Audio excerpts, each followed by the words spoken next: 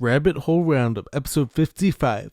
Don't blindly believe anyone. So guys, in today's edition of Rabbit Hole Roundup, I'm going to be talking about how, within the past year, I'd say probably, the whole truth-seeking movement has kind of been muddied up a little bit. I think the whole thing stinks. It smells bad, smells really bad. I'm starting to see all this bad information that's being put out there that I believe is actually meant to lead us down the wrong paths and to keep us all divided and fighting amongst each other, and to actually have some interesting evidence that suggests this to be the case. I'm also going to be talking about why, when you have these people who claim to know everything, and that you're wrong, whether it's your understanding of God, or it's how you're living your life to the best of your ability, with the knowledge that you have, and why these people might be doing more harm than good without even realizing it, and why most of us should actually probably try to take a step back from some of these know-it-alls. I'm also going to be talking about the NBA and what I believe to be some of the problems, as well as what I believe to be the fixes, on how to make it a better product that's more marketable, especially because, as many of you know by now, I'm a basketball player and fan myself. I'm a real baller.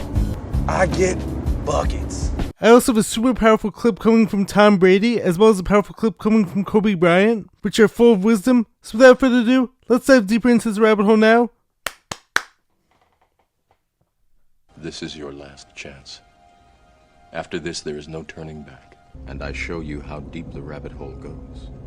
What's happening, guys? Welcome back to the channel. I'm Jared Weiss. For you guys who know that most people not subscribe to the channel, so you know what to do. Hit that subscribe button, make sure to leave a like, drop a comment, let me know your thoughts on this video. Follow me on every platform, and if you guys haven't done so already, make sure to check out my book, Fight Through It by Jared Weiss. All links to purchase it are on my website, which is jaredryanweiss.com. That's JAREDRYANWEISS.com. Buy the book, support me, and any support as always is very much appreciated. So, let's dive into this rabbit hole now. Initially, when I first got into all this truth-seeking stuff, it seemed like every conspiracy that I was looking into was true. These are theories, conspiracy, we're characters. I'm going to say back in 2021, 2022, especially during the height of the whole scamdemic, everyone that I would look into, I would do a whole deep dive, and everything checked out for the most part. But now, I'm not sure whether the whole truth-seeking movement has been infiltrated, or if they knew what was happening, or if they predicted what was going to happen, they being the whole parasite class. So to stop people from all this good waking up, they decided to throw in a bunch of nonsense, a bunch of super whacked out conspiracies that actually have no backing at all. That is without a doubt the dumbest thing I've ever heard. In hopes that the people would actually buy it, and it seems that a lot of people have, unfortunately. And this is one of the reasons why I've actually taken a step back from some of these rabbit hole deep dives. I still do cover them as parts of my episodes, of course, but as you know, that isn't my only focus. But I think that part of the reason for this shift has been that something in my gut was telling me that I was going to be fishing for things and reaching for things that weren't actually there. And this clip I'm about to show you guys might be proof that my intuition was correct. Let's watch together. Yes, here it is. Did you think we're just... Wait, one sec. Alright, let's restart. Intelligence on social media. Did you think we're just getting on here for free, no strings attached? Between optogenetics, a technology where blue laser light targeted at specific sections of the eye can cause genetic alteration even to the point of causing psychosis, and a technology where advertisers can make you dream about their product, and artificial intelligence that's years beyond what is on the open market, with the ability to reproduce audio, visual fake realities in echo chambers. Did you really think the CIA wasn't interacting with you in the comments? I suppose some context is beneficial. Sticking to even the most recent past during COVID, the federal government and MIT partnered with big tech, as all our dystopian elites set out during the pandemic to gather giant data sets on the population's emotions, reasonings, and behaviors regarding anti-mask and anti-vax sentiment. They studied your tweets using AI and machine learning. They infiltrated Facebook groups with fake accounts, and they posted misinformation intentionally, accompanied with thousands of pre-loaded, pre-made memes to see how people would react. Also, they could know how to control the narrative better next time. Let the implications of this settle in. According to this paper alone, the federal intelligence gatherers have created fake groups on social media, with the help of social media, to sow disinformation within what kind of groups? Conspiracy theorists. So, this is why, just as I'm always telling you guys to question everything that comes from the mainstream media, we also have to question everything that comes from the conspiracy side too, because a lot of these groups have been infiltrated. A lot of them actually think that they're doing good by telling you the truth, but really, some of the comment sections have been reinforcing some of these bad points. There's certain groups out there who I'm sure are being paid to reinforce some of these bad conspiracies. So use discernment. Do not blindly trust anyone. Do not blindly believe anyone, no matter how many times they try to tell you that trust them, they're telling you the truth, everyone else is lying to you. He's deceiving you! Remember, no one has all the answers, and it's okay to not know something. It's better actually to not know something versus to convince everyone that this is the 100% truth and then you end up leading everyone down the wrong path. Furthermore, the more that I've done this whole truther stuff and the more that I've gone down some of these rabbit holes, the more I realize that all these people claim to be certain of themselves. This is the answer they'll tell you, but yet there's so many people out there who have different viewpoints who all claim to be certain of themselves. And all these viewpoints are all pinned up against each other actually. So it's like, how could you all be certain of yourselves and how could you all be claiming to have 100% of the truth if all your viewpoints are actually contrasting? It just don't add up! I've discovered in my own life that every time I think I'm 100% certain on something, something will often come along the way that will either prove me wrong or that will actually give me a different perspective that I wasn't initially aware of. So what I'm saying is to stay open-minded, learn from everyone, do not close yourself off to people, and then you can take the best from everyone and form your own belief system. Something that I find troubling when it comes to these people who say this is what God wants you to do. You have to do everything this way. I think these people are actually disconnecting people from God without even realizing it. Because what you're doing is you're actually confusing people, you're stressing them out. And as I saw this comment the other day on one of my favorite Instagram accounts posts that I wasn't fully on board with, the comment reads, "I get what you're saying, but I don't agree with saying following yourself is pride versus following religion is a system because for my own inner work and getting to know myself, I got to know God. There's no right way to know the Creator. As long as you know there is one and understand the laws of the universe, you can surely say God is within. Why? Because we have willpower that was given to us from God. He doesn't make our choices for us. We do that, so to get to know us better is us getting to know God. Don't ever disconnect the fact of spirit and flesh. If one doesn't have a balanced connection with spirit, then flesh takes over and that leads back to your willpower to want to know your spirit better." So very well said. And to add on to this point, I think it's way more important, what are our actions? How are we treating others? Are we living like the divine beings that we are? Because you can know all the scriptures or every religious text out there, but if you don't then use that to treat others right, spread more love and positivity into the world, and if you're not treating your body right, you're not treating your mind right, and your actions aren't reflecting what a good spiritual person and what a good human being would do, then does all that other stuff matter? It doesn't matter! As cliche as it sounds, your actions do speak louder than your words. So fighting over what you think God means in this text or that one isn't going to be as productive as actually living out as a spiritual being would by treating others right and by treating the world right. Moving right along, onto the more lighter side of things, we have the whole NBA ratings problem. So something that many of us realized during the whole Christmas Day games, which happened to be fantastic, is that whether you like it or not, the only real current NBA superstars who are still box office and who are super marketable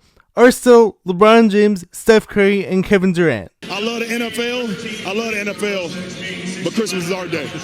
All these other guys who are still super talented and who are on the rise don't bring the same ticket sales and don't bring the same hype. A bunch of the other best guys, whether it's Anthony Edwards, whether it's LaMelo Ball, whether it's Shai Gilgeous-Alexander, whether it's Nikola Jokic, those guys either aren't refined when it comes to their speaking habits, as many of us know. I mean, some of their post-game interviews are hilarious because of how authentic they are. I don't really know. I just be going out there playing basketball for real. So it just felt good to be out there again for real. Yeah, that's my brother right there. That's my dog. Like I said, he gang, I'm gang. But it's going to be hard for the NBA to market these guys. Or you also have all these rising foreigners. It's like how Shohei Ohtani is the best player in baseball, but he doesn't even speak English, so it's hard to make him the face of the league. But having said that, I actually don't think that affects baseball as much because baseball isn't as much of an individual sport or an individual focused league. But the NBA, for better or worse, is driven by the superstars, and probably has been so ever since the 2010s, I would say. Now, I do think some of this whole ratings going down stuff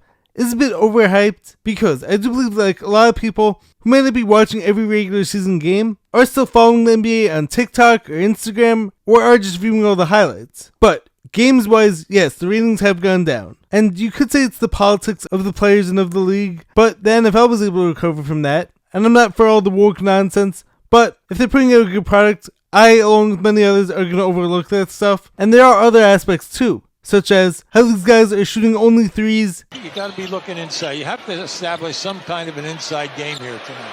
Fournier missed that one wildly. And a lot of them shouldn't be shooting threes. And another issue is that it's become a copycat league. So for instance, everyone's trying to be like Steph Curry. Everyone is trying to model their team after the Warriors versus actually customizing the game to their strengths. But it's not easy when you have a league that values long-range shots more than mid-range or more than dunks. but this isn't going to be as exciting to the fans. And another issue, as many of us know, is the whole load management thing. I mean, how many people are going to watch a game when every superstar is sitting out? But having said that, today's players, I believe, are currently the most athletic and the most skilled like they've ever been in history. Winner takes a 3-2 lead in this opening round series. Morant.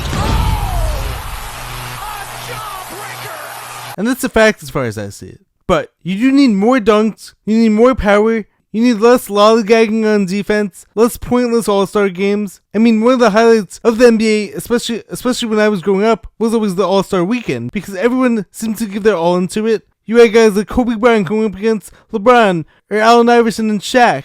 But when no one cares, how are you going to get people excited about that? And furthermore, but I do think one of the main solutions that like the NBA has to look into is finding a way to market these other guys. You have to find a way to get people excited about some of these other up-and-coming superstars, because LeBron, Curry, and KD aren't going to be in the league forever. So those are some of the keys like I think to reviving the NBA, but let me know your thoughts as well. Next up, we have a super powerful Tom Brady clip talking about why it's so important as a parent or as a supporter of someone else to allow them to fail, because this is going to lead to ultimate success. I'm not going to play the whole clip because the whole clip I think was like 5 minutes, but I will play a few minutes of it. The blessing my parents gave me was when I was that long shot as a kid who was a backup quarterback on a freshman team, they never said, man, don't do that. It's going to be too hard. Let's do something different. Let's think about another backup plan. They kind of said, you know what, go for it. So in the difference in today's world, if we think about how we're screwing these kids up, anytime they face a little difficulty, what do? We send them to an easier place to succeed. I had to grind my freshman year, my sophomore year, my third year, to even get a chance to play in my fourth year. And in my fourth year, I thought, okay, I was the backup last year. We won the national championship. The guy who beat me out is now a professional quarterback. I'm going to step into this role as a starting quarterback. And the coach was like, nope, we recruited this kid out of Michigan. He's the top-rated quarterback in high school football, and he's going to come in, and you guys are going to compete to start. And I was like, So I knew how to compete because that's what I had continued to have to do. And I competed with him, and I started every game that year. And we finished 10-3. We had a good record. And I was going back for my fifth year. The team made me a team captain, which is probably the greatest honor I ever received in all the sports. Because all my boys, all the guys that I really looked up to and they looked up to me, they named me captain. They wanted me to be their leader. They saw how much it meant to me to be the starting quarterback. So I go in there before the season starts, and the Tuesday before our first game of the season, the head coach, Lloyd Carr, calls me in. He says, hey, this is what we're going to do. Tom, you're going to start, but Drew Henson, this other quarterback who they recruited the year before, you're going to play in the second quarter. And then I'm going to determine who's the quarterback in the third and fourth quarter by who plays well in the second quarter. And it felt like a big gut punch because I thought I did everything right. I thought I worked really hard to get the things that I wanted. But you know what? In his eyes, it wasn't enough. So what did I do? I had to go out there and prove it. I hate that. So this is, of course, coming from probably the best quarterback of all time. And this is why it's so important to realize that failure is just a stepping stone to success. And this is an important one to learn how to get through. Because if we never fail, then chances are we're never going after anything that's actually meaningful. And this whole idea of just playing it safe, of always playing it safe, of never attacking anything that's beyond your current limits and beyond your current reach, how are you ever going to follow your purpose that way? So I think the worst thing to do to hold back your kid's potential or not support a friend or family member is to not encourage them to go after their goals. As cliche as it sounds, if you reach for the stars, at the very least you're going to land on a cloud. So by trying and failing, if that does happen, you're going to be way further along than the person who never tried, as I'm always saying. Guess I just have to pick myself up, dust myself off, and throw myself right back down again. So go for it all, go for your biggest goals, because at the very least you're going to have a ton of experience added onto your life, and you're going to be learning a lot. And at best, you're going to end up being one of the best people in your craft ever. So you may think that you're protecting your kids or you're protecting your family member by encouraging them to play it safe, but you're actually going to be limiting their overall development. And now to finish up this episode, I have a very powerful Kobe Bryant clip talking about the importance of meditation and the importance of staying present. Yeah, well, Phil introduced meditation to us when he came to our team in 99, 2000. And it was something that I instantly gravitated to because I could see the effects. Right? When I used to watch, studying the games, the Bulls teams, and watching their demeanor, watching their composure, playing in a tough place in like Utah doing the finals and being down 17, but everybody was like this. You couldn't tell if they were down 17 or up 20 or a tie game. It never changed. And I was wondering why the hell that is. And that's when I started doing more research. And when Phil came, I immediately gravitated to it and then found myself accepted the challenge of finding what that space is. And for the 81-point game, man, to be honest, I wasn't even thinking about the game. My knee was hurting so much. I didn't know then, but I had a flap of joint of cartilage stuck in my joint line. And so my mind was really trying to go to a place where I don't feel that pain.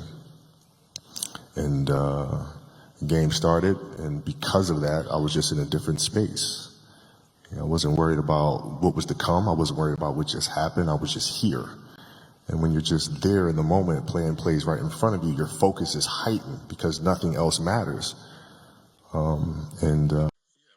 So, a very powerful reminder coming from one of the best basketball players of all time, talking about how important it is to stay present, because presence is actually a superpower, and as many of us who watched the whole Last Dance docuseries with Michael Jordan know, meditation and this ability to live in the present moment, not worry about the past, not to harp on the past, and not to worry too much about the future, is a superpower, honestly. Especially because, as Eckhart Tolle says in one of my all-time favorite books, The Power of Now, nothing exists outside the present moment. Which is why, as Kobe said, even though he had all his knee pain, he was able to score 81 points in that game because he was only focused on what's happening right now. And as Kobe said in another interview, I believe, it was never about how much practice he was doing, it was how present was he able to be during every moment of practice. So, this is why I meditate every day, and this is why few things are able to throw me off, and this is why many of you who know me are able to see me as such an optimistic, happy person most of the time. It's because whenever something does throw me off, I try my best to focus on my breathing, get back to the present moment, and remind myself of who I am and what I'm trying to do. Anyways, guys, I hope you guys enjoyed this week's episode.